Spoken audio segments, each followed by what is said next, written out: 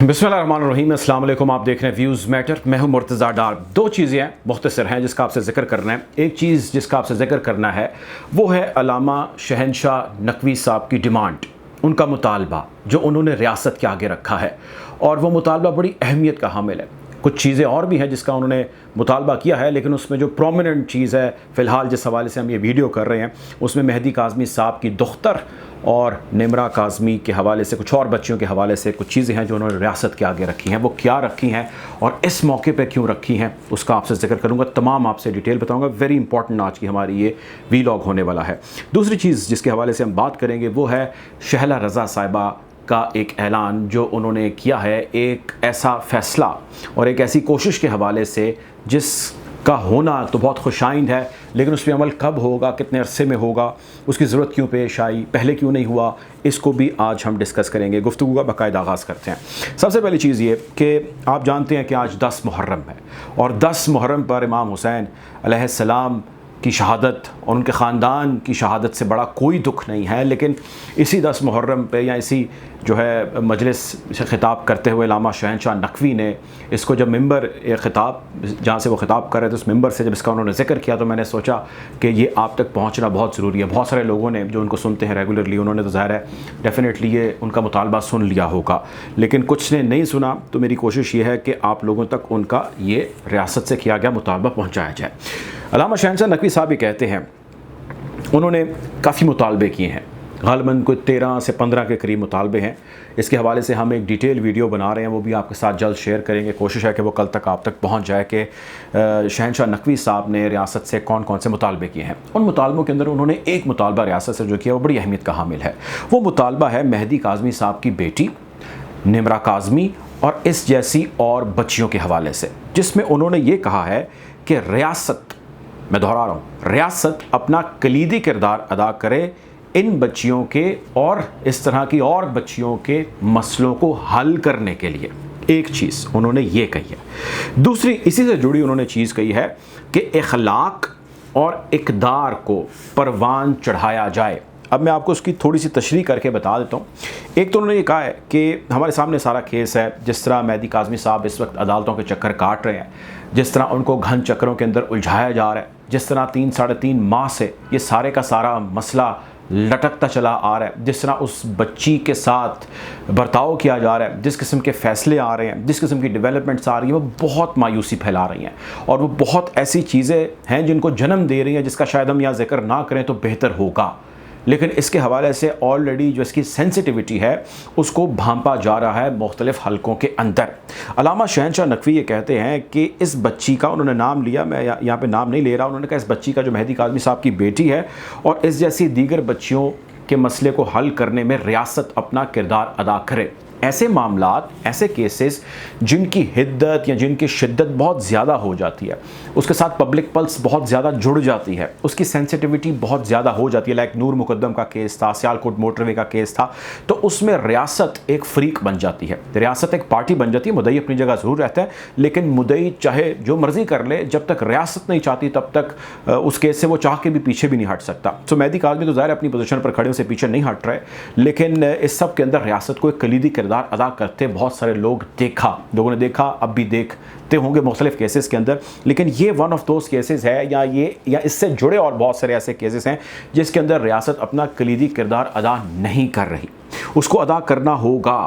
अगर वो अदा करेगी तो ज़ाहिर है सबका भला होगा, लेकिन अगर वो अदा नहीं करेगी तो फिर ख़राबी होगी, और फिर बहुत ज़्यादा ख़राबी होने के इम्कानात मौजूद हैं। अच्छा, दूसरी जिस चीज़ के ऊपर उन्होंने बहुत ज़ोर दिया, वैसे तो ये चीज़ें जो हैं अपने खुतबात के अंदर बहुत सारे उलमाए कराम जो है, बहुत सारे जो ऐसे ख़िताब करते हैं, जो मिंबर पर बैठते हैं, वो चाहे किसी मस्जिद के ही इमाम क्यों ना हो, वो अखलाकियात का, इक़दार का दर्स देते हैं। लेकिन जब ये रिक्वेस्ट पुटअप कर दी जाए, जब ये मुतालबा पुटअप कर दिया जाए रियासत से, तो इसका मतलब ये है कि रियासत जहाँ जहाँ से गैर अखलाकी और इक़दार के मुनाफी, मैं दोहरा रहा हूँ, जहाँ जहाँ से गैर अखलाकी और इक़दार के मुनाफी हरकतें हो रही हैं, उसको रोकने में अगर रियासत अपना किरदार नहीं अदा कर रही, तो तब भी ये रियासत के ही खाते में आएगा, ये उसी के ज़ुमरे में आएगा।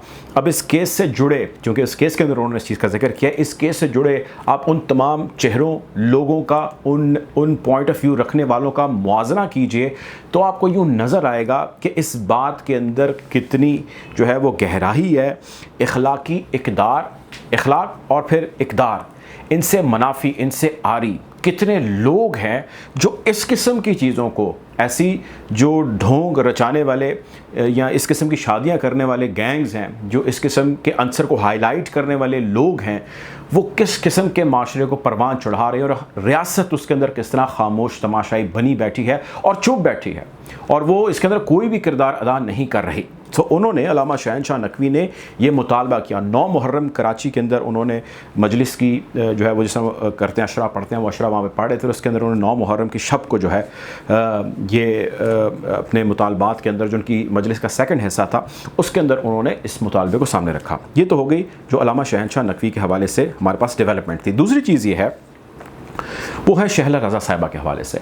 शहला रज़ा साहिबा ने बातचीत की, कुछ सहाफ़ियों से उनकी गुफ्तगू हुई, मुख्तलिफ़ प्लेटफॉर्म्स पर अपीयर हुई और इस हवाले से उन्होंने एक चीज़ जिसका इंडिकेट अब किया, इससे पहले भी वो कर चुकी हैं, वो ये है कि वो कानून साजी करने जा रही हैं और इस पे वो बहुत जल्द अनाउंस करेंगी कि जो कानून साजी वो करने जा रही हैं उसका आगाज़ कब और कहाँ से होगा, कैसे होगा, वो किन स्टेजेस से होता हुआ कहाँ तक पहुँचेगा।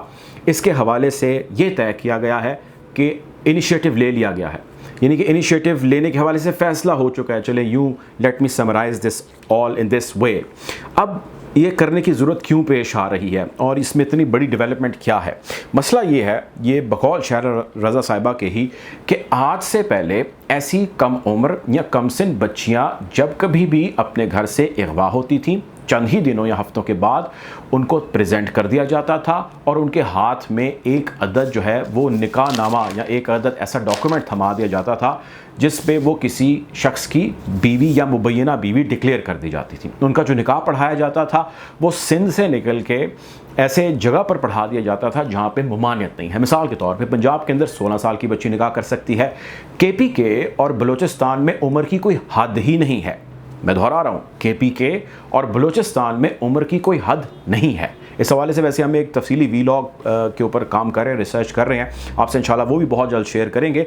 सो किस्सा मुख्तसर ये है कि सिंध ही वो वाहिद सूबा है जहाँ पर फ़िलहाल थोड़ी सी पाबंदी है 18 साल की उम्र तक। उसके अलावा सारा जो मामलात हैं वो समझ से बालातर हैं और ये वही है जो शरिया के भी मुनाफी हैं, जो इस्लाम की तालीमात के भी मुनाफी हैं।